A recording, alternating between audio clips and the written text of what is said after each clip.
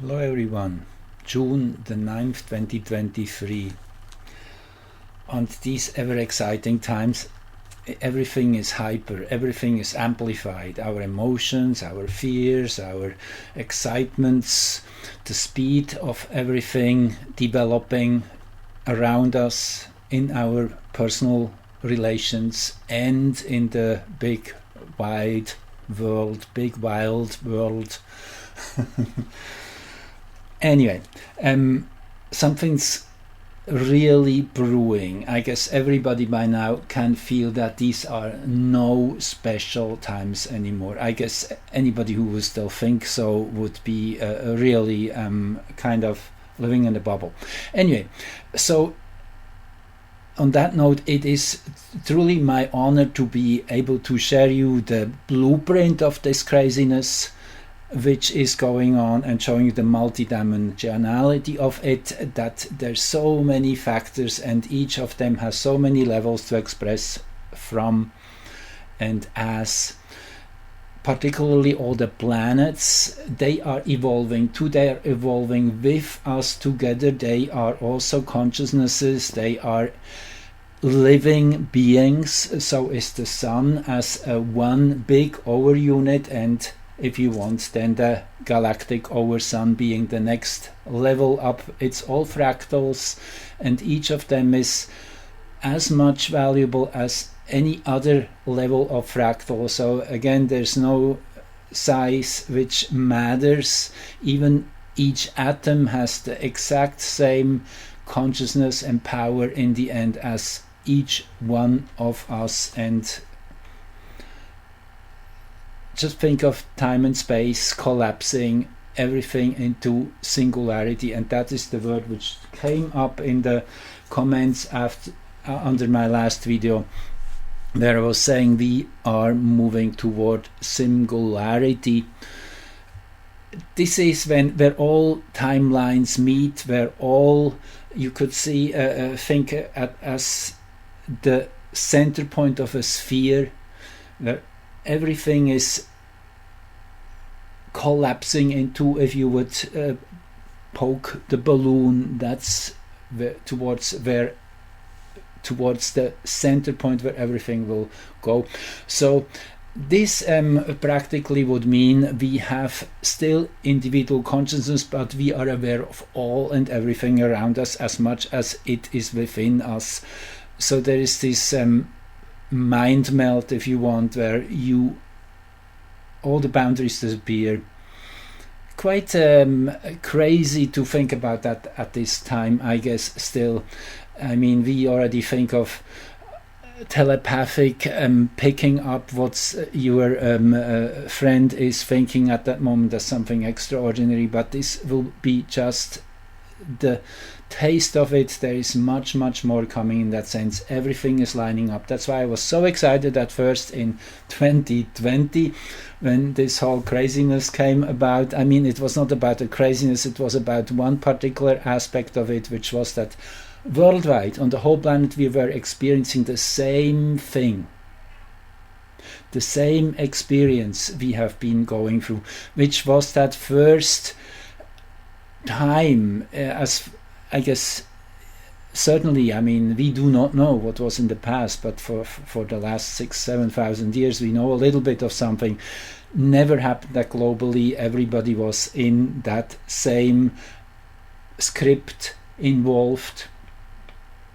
So it was kind of at a first push towards that synchronization of our thinking, of our lifestyle, naturally in a totally wrong way, but everything that kind of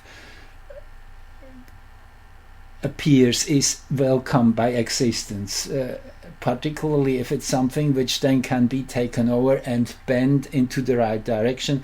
And that makes me think of AW197, that little planet which still has no name. It's down here right now in opposition to Saturn, which makes it even become a bit more visible. Whichever body is connected to Saturn is kind of phasing into this three-dimensional reality even stronger. That's just on a side note. So it is true that we are open to get any momentum thrown in, and then we are picking it up. That's the idea of AW 197, and then redirecting it in a way which is favorable. It's the art of war, the art of Aikido. You could also call it the boomerang effect. You're using the incoming energy to send it back in a enhanced and upgraded way towards something better and good, and that's exactly what we have evolved since early 2020. So this chart here is, you must have wondered what this is all about. What I'm having here on the screen, I haven't even said it yet. That is Comet 2022 E3ZTF. That is the green comet as it was known. It never really became large enough to be properly seen by bare eye, unless you were in a very dark location without light pollution. I was barely able to see it, but I was within city limits. So, but it was a truly extraordinary event, particularly as multiple of these transmission sources had been pointing at this comet's energy as being something really special. It came back from a 50,000 year orbit, and I did major work on it. You can go into the library, you'll find more on it. At this point, I just want to mention a few things. First of all, you see this triple tail. This is extremely rare. I've never seen that, a triple tail in a comet. And it had all that crazy alignment with Mars particularly, and we are getting a little bit into that today too. So the 9, for example, Magenta Pixie is transmitting their messages, said this is the green star-seeded comet of humanity's deliverance codes, bringing in those little missing pieces, the keys to unlock the doors to deliver that star seed energy and make it take the world over from inside out. And that's exactly what is happening, and what we see, what we are doing, which is also what I'm reporting on, as it is no more just an idea or a utopia, it's becoming real. So the crop circles are always an amazing place. The crop circle website here, the main one, cropcircleconnector.com, gives you all the new circles. There was the first one on May the 28th reported, which was a real beginning of a whole new blossoming into a new direction after that huge shift between May 20 and 25 roughly. It was exactly as I saw it coming. It felt as a huge upgrade in frequency and energy and intention, and even though the hurdles which are thrown our way might even be more challenging to some degree, they are usually just paper tigers and silhouettes, shadows. If we are just walking through them, they are having no power anymore. The system is falling apart from inside out, as I predicted. I mean, it's not you have to not to be very mystical or a guru or whatever. It's ABC. It's simple mathematics. I mean, after what they did to the global population forcing them on something. Many people were forced into it, and now the effects are becoming obvious and clear. It's nowhere to hide for them anymore. Everything comes out into the open. That is that black moon in Leo, which I would say, which I'm going into just in a minute. Just wanted to start you here on this, how the first crop circle appeared on May 28th, then this interesting, fabulous little key signature on the 4th of June. Here you see it in full. Many people are asking, what does it mean? It doesn't really matter. It's a symbol to just sit with, to contemplate on, and you will come up with your own thoughts, with your own ideas. I don't want to say too much, but it is a beautiful symmetry here between this figure and this figure. I mean, I can give you a little bit of what I was thinking. I was thinking of the sun here, the moon with its changing phases, and Earth kind of in two different positions, in the new moon position and the full moon position. Interestingly here, you would think the moon would be the one moving, but here it's the Earth jumping. Anyway, it's just my 2 cents. I should not have said that. Anyway, then the sun again on the 7th, I guess, or that was the 7th. Very obvious, I guess there's no question. This is the sun. I particularly liked this last picture here, which shows formations in the field already here and here. I guess there's even a better one down here. Yeah, that's the one I was looking for. I really liked that how this sun again integrates these two circles which were drawn by tractor wheels. The integration again similar to that other crop circle you see, of that alignment of different circles, different physical bodies most likely. Anyway, that is just one aspect of the intensity scale of where we are going. Crop circles have started again, yes, mostly in Italy. Actually, there was one in Italy, mostly in England, I should say. Again, that's probably one of the oldest and most primordial places in this civilization cycle we're in. A new civilization was started in England, in that area. That's just a hypothesis at this point from my end. We are in the Mayan calendar in the center column right now, between June the 3rd and June the 22nd. So I jokingly said to my darling, the stairways to heaven, and it sure feels like we have just really gone into hyperdrive for the last few days. I'm experiencing it definitely that way, and the people I meet, as I say, I'm on the road, by the way. That's why there's maybe a little far and fewer of my recordings. Nevertheless, I'm always excited when I'm into it.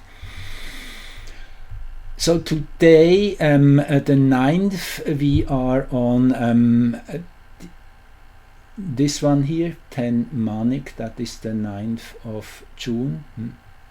As I said, it started on the 3rd. So here we are on the 9th now. 10th, 11th, 12th, the 13th will be the beginning of the second half of the calendar. The 13th is a power day, and the 13th happens to be, as you just saw, the day when the comet is exactly opposing the galactic center. I mean, again, it's uncanny, the synchronicities here. It's really hard to believe how everything falls in place. It's literally magic at work. But it's all a big fractal, and it's all interconnected. As they say, a flap of a butterfly wing in the South American jungle eventually will have repercussions on if it's raining today or sun shining. That's how deeply interconnected everything is with everything else. Uranus rising in this chart, and the comet would be here, to make it clear because it's not marked in here, at 27 degrees and 10 minutes of Gemini, opposing the galactic center, which also is not marked in here in the chart, but you can add that in your own imagination. 2710, that is the galactic center at this time and age. So anyway, the moon conjunct Chiron, interesting. And as I said, the same resonance as Neptune's discovery chart. And there's something going there between the comet and Neptune in particular. Neptune is challenged to evolve. I would say it in such a way because we each have, or let's put it in another way, if you would think of Neptunian energy, it has it's an invisible frequency, but it has its tentacles into everything. It is it has no limits, no boundaries. It is that frequency of clarity on one side, of being able to perceive everything, the whole surroundings in all its aspects. Neptune is an amazing one. It really is able to move into things, become the table, become the whatever, become your friend, become the flower. That's kind of the Neptunian frequency. And Neptune had to be pinned down by Saturn to become visible, so the astronomers would recognize it. Saturn had to come for help. Actually, the assistant in Johann Galle's observatory in Berlin, he was of French origin, and his name was Darret, D''Arret with a accent circumflex on the E, which is the same word as arrest. So it's showing again on multiple levels. Neptune had to be arrested to be made visible. And Neptune also is made visible by the black moon, which is exactly opposing it here in its discovery chart. Now this is exactly what we are transmuting right now, what we are now getting to work with in real time. And this will succeed by 2026. I just looked here at this chart and it really made me super excited. I am doing the secondary progressions for Neptune's discovery chart, and in January 2026, that is when Mercury by progression will turn retrograde. Here you see it on the 11th. It is still going direct here, and then if I go one day up, you see the little R appears, which means from here on for probably 21 years or so, Mercury will retreat here in the secondary progressions. That's if that's a little above your head, never mind, don't worry. But there's a few more things which are really extraordinary in this secondary progressions. There's a perfect Sun Moon Jupiter conjunction, happens to be in the neighborhood of Nessus too. Thank you, beautiful. This is again showing one other aspect of integrating shadows. Nessus has that frequency of pathological behavior. If we infuse it with light, with love, then we can heal anything, and this can become an energy yet unknown, how it can express in all its positivity. probably a deep passion is hiding there. I would say if there can be such a strong urge to do something which is against the greater good, then there must be a deep passion at the core of it. When it's healed, this passion comes in, and then at the same time there is naturally the sun here in the very first degree of Aries by progression, and think that this is pretty much 180 degrees away from Neptune's discovery chart. Let me just go back to it here on the side.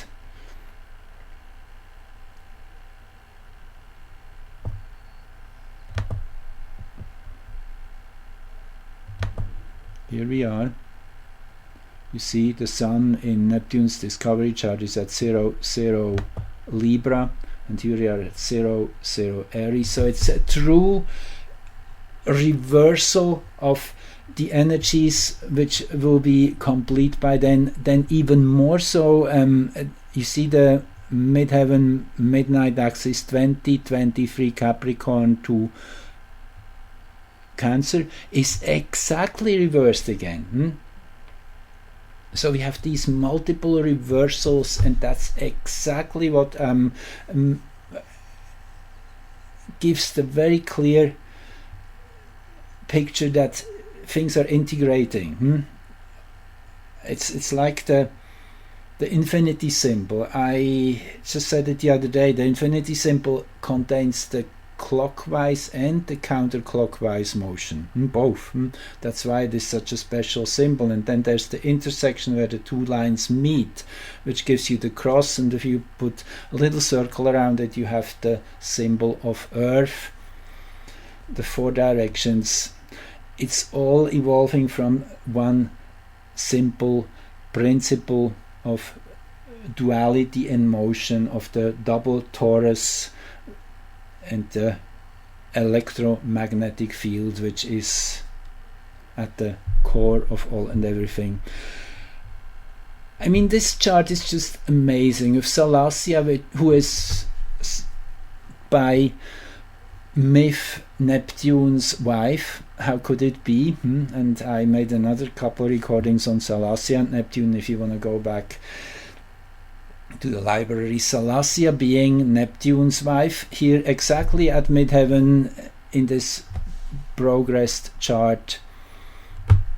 That's the true marriage of the opposites, and that's another way of saying we are getting into a singularity. Everything becomes one. Not that everything would be the same by far, but it is that recognition that what is outside of me is as much part of me as what is inside of me, because this is my experience. And this makes me think of who got the latest Nobel Prize. I heard, I don't know if it's true, but it is sure a good story, and maybe it is true, which would prove about the specialty of the year 2023. So these three scientists were given the Nobel Prize because they could mathematically prove that when we are not looking at things, they might not be here, or they are not here. So only by us giving attention is we, in that moment, things are appearing, taking form.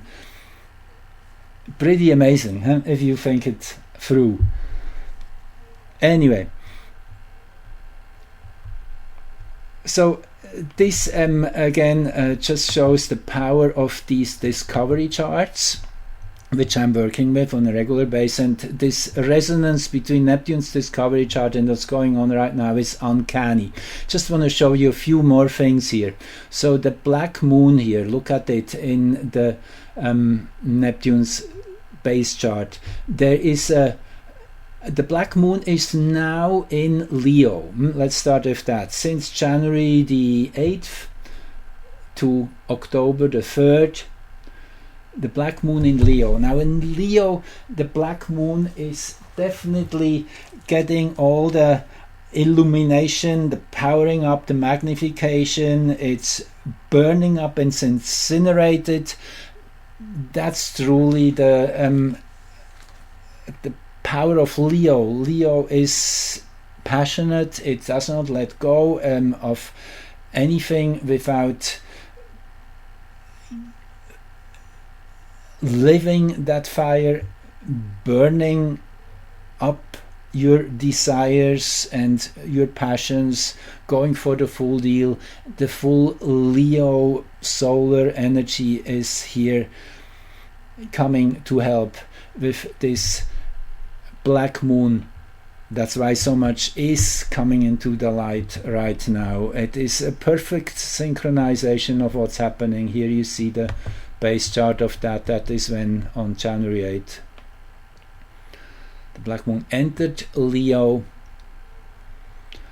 Again, I could go for ages here with this chart alone, but let's just focus here on this ascendant for again Greenwich 0 meridian 1614, and then look at now I have to wait this out. I pressed the wrong button. Okay, look at Neptune's Jupiter here at 1625. Uncanny again. I mean, Jupiter means expansion. So it's expanding the image we have of Neptune. That's what's going on. It's also an evolution. Jupiter is always there when change is happening, evolution. Jupiter is having such a powerful radial momentum. 60% of the whole solar system, of our whole solar system's radial momentum is coming from Jupiter alone.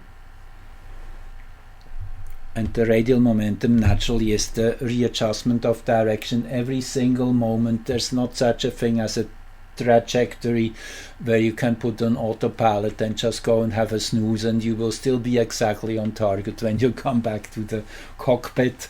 No, this is a wild ride, and we're having to go around corners and make sure we don't miss the window. That's the kind of idea here. So anyway, let's keep going a little bit more. I know my videos are rather on the long side and I could go on for hours. I mean, you probably know that.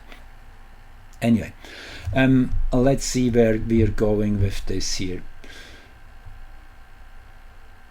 So let's go to this chart here.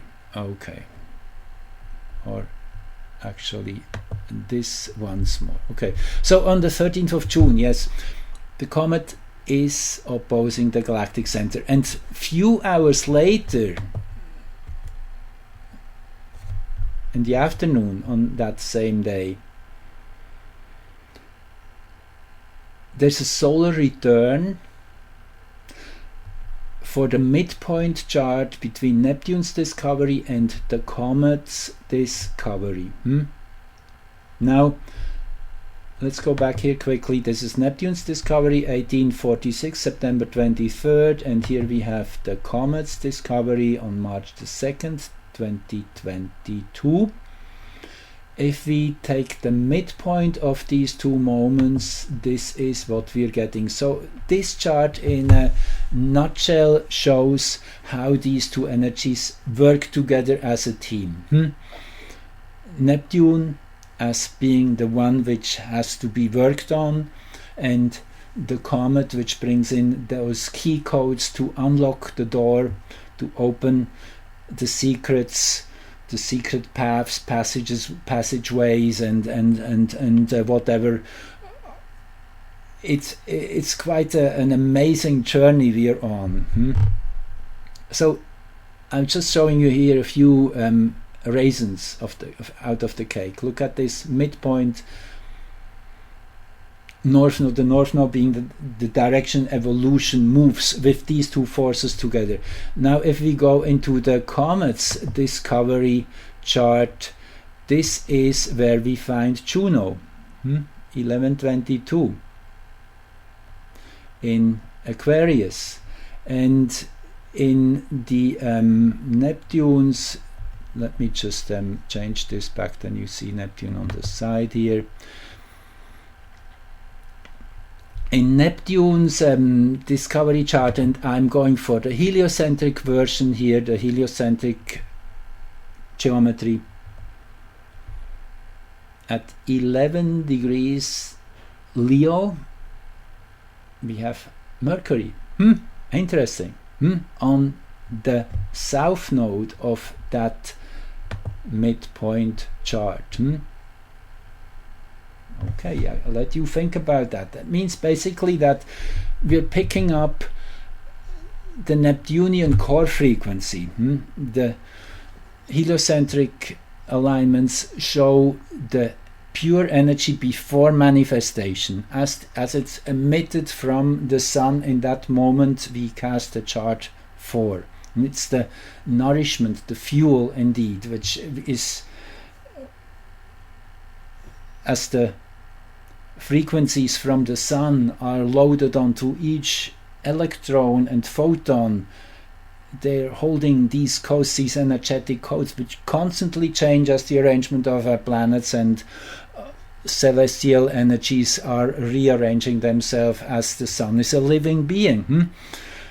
So anyway, this is the core energy of that moment when Neptune was discovered on the mercurial level, which is being evolved, and with Juno being the key factor here, I thought let's just well, again, I have many charts. I will take a few shortcuts today.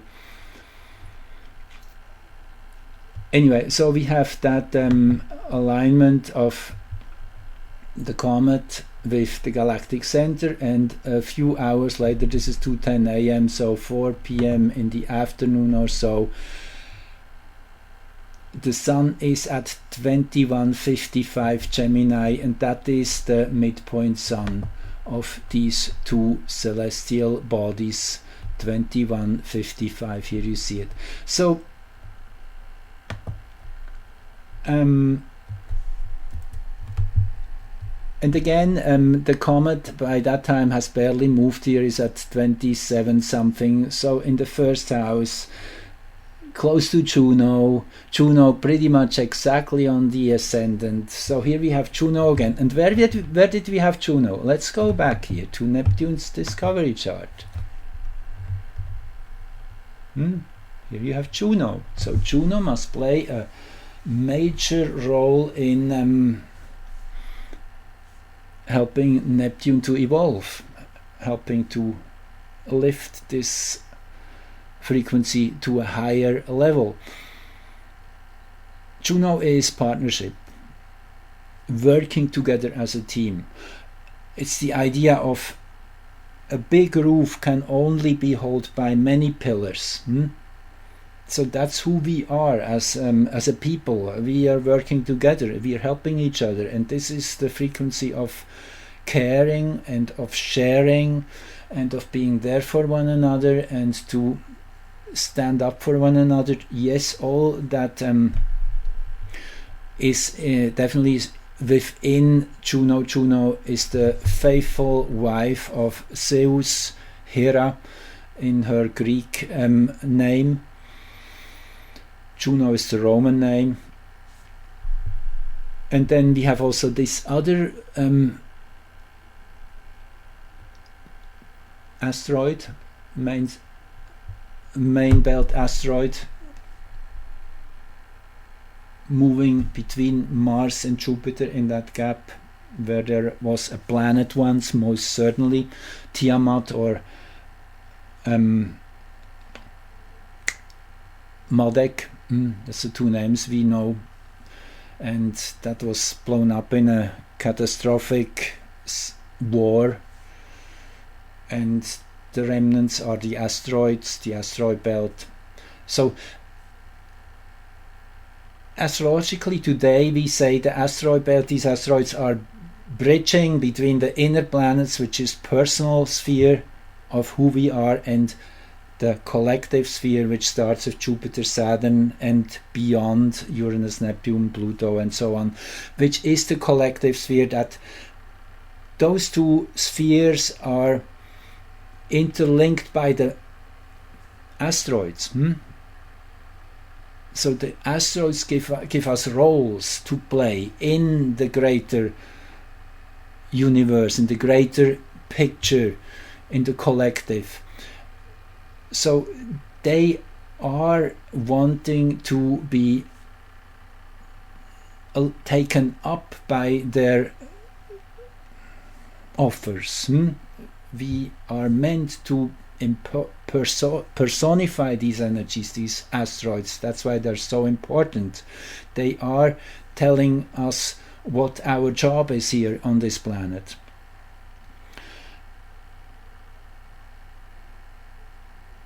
Whereas the inner planets show us how we do it, what our kind of the style we are applying, and the outer planets are showing what kind of audience, what kind of stage is there around us set, which we play these characters in. That's kind of simplified.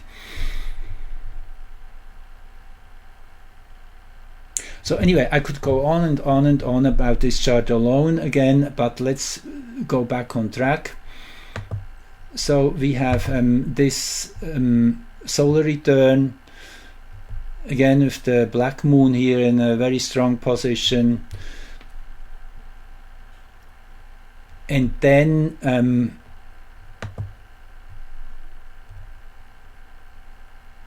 on the 18th of June, now I'm just going on a little bit more. I won't do the whole thing I have here prepared. I want to focus on what really matters today. So on the 18th of June, the Sun and the Earth align with the galactic center. Actually, it is the Earth which will be perfectly aligned with the galactic center, again getting that upgrade, that beam of information downloaded to set the pace for what's to come for the next 12 months in a way, as related to the galactic information we need. And this is a powerful chart of Juno here, pretty much at the galactic center too. Actually, I think this is the chart. Let me see, I have it here or not. This is the Cancer ingress. I guess I didn't really. Let me see if I have that chart. Nope. Anyway, doesn't matter.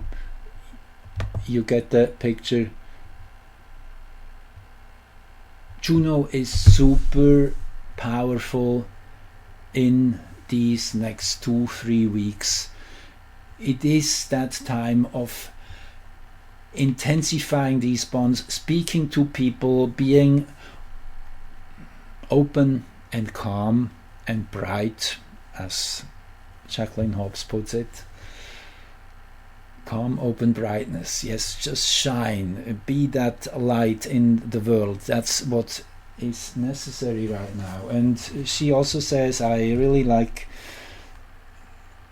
that particular sentence a lot. What's coming up for us, each one, either will strengthen you or it will purify through you. Nothing to worry about. Even the most harsh situations you're facing right now are purifications. Look at it from that angle. Don't even take it personal anymore. Many of us are now cleaning collective karma. We have pretty much worked through ours.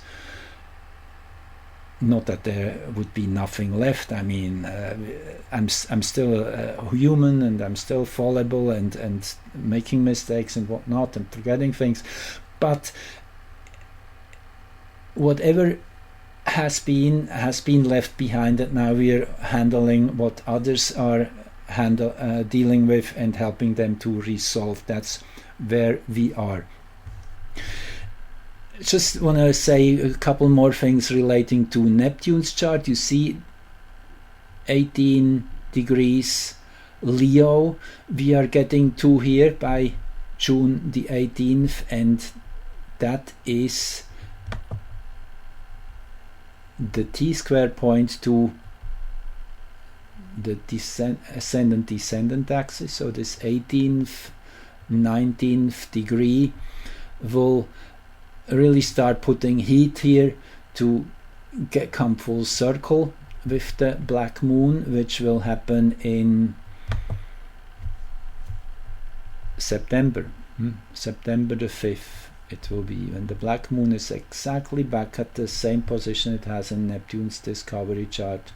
And wonder, oh wonder, at that moment when it's exact, it's right up in midheaven, in the brightest spot in the sky. Nobody can miss it anymore.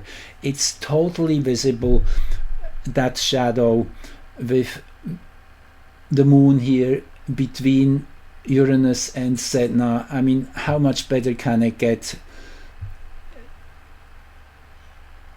Moon Uranus, that is really shaking everyone up in a way. And Moon Sedna is going deep into the mystery and unearthing what has been hidden, bringing it to light, bringing it into our view. And as Sedna is entering Gemini for the first time in 11,000 plus years, super exciting, mark that day on your calendar. That's the 15th of June, coming up within a week or less. So anyway, this chart alone speaks volumes again. Let's see what other charts I have here to end the session.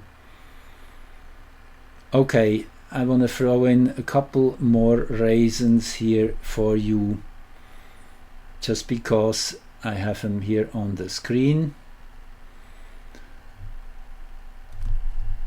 You see, this was when the comet had its closest approach to the sun, the perihelion. That means it reached the final destiny from its own perspective on this journey, coming in from a 50,000 year orbit, linking back to the civilizations of Lemuria or of Mu, which is that, I mean, it's only through esoteric sources we have heard of it. There's no direct evidence that this ever existed, but this must have been a civilization where there was this high frequency still around, where we were aware that we had many dimensions more than our physical. We were not yet limited to believing that we would die, all that crap, all those real limiting lies which humanity is suffering from. So yes, 22 degrees Capricorn was the sun, Earth 22 degrees Cancer, and let me go to the right chart. Right, that is when the sun is conjunct Juno on the 20th of June. Look where the moon is, in perfect full moon position to this chart, fully bringing this energy back to life. And the sun recharging that asteroid of teamwork, togetherness and shared responsibility, and of having that deep, wonderful experience too of I mean, whoever of you, probably you all, you have worked in teams. I mean, that's part of our human experience. Even just growing up in class and in school, you do projects with other students together, and you get to know people you would not really have come to know otherwise. That's kind of how it works in work relationships. So I always found that actually the best aspect of any job situation and situation in general, to come to know people from a new side. Anyway, with the moon here in Cancer, yes, very, very heartful, very beautiful. And then Juno will enter Cancer on the 23rd, I guess. Let me see if that is the one. No, that's not the one. Do I have it here at all? Yes, here it is. This is then on the 22nd of June, when Juno enters that powerful cardinal energy of Cancer, which is then kind of, in Gemini, it's very outgoing and making new friends, being very upbeat and open and talkative and not. And in Cancer, it becomes more intimate and more emotional and more deep. And then what you see here, okay, this is a little bombshell, and I want to prepare you for that. That's what we will be getting into more and more, is direct confrontations, having to be sharp and clear and saying no. That is the energy of that powerful frequency of which is really the dragon's roar, I would call that. And particularly also with the planet Jupiter by that time at 744 Taurus. Now guess what? Let's go back here to the comet. Let me see which chart I have from the comet. I have multiples here.